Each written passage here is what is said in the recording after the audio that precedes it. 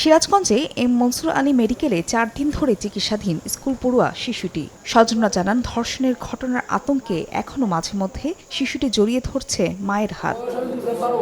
গত মঙ্গলবার রাতে শিশুটিকে ভর্তি করা হয় হাসপাতালটিতে।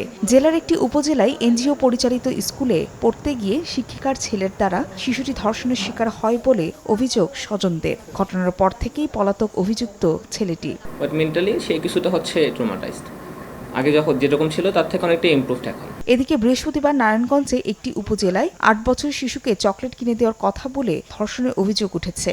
অভিযুক্ত কাঁচামাল ব্যবসায়ীকে গ্রেফতারের দাবিতে বিক্ষোভ মিছিল করেছেন এলাকাবাসী। এখনো পর্যন্ত আমরা কাউকে ধরতে পারিনি, বাট আমরা আশা করছি আগামী 24 ঘন্টার মধ্যেই আমরা অপরাধীদেরকে ধরতে পারবো। ধর্ষণের অভিযোগ উঠেছে মাদারীপুরের এক ক্লিনিক মালিকের বিরুদ্ধেও। অভিযোগকারী নার্স এই নিয়ে আদালতে মামলা করেছেন। বৃহস্পতিবার রাতে অভিযুক্তকে গ্রেফতার করেছে পুলিশ।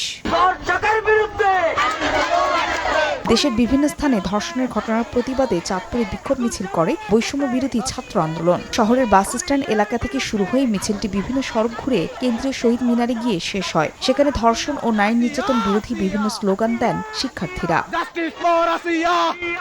ফাহরিয়া ফারজানা, সময় সংবাদ।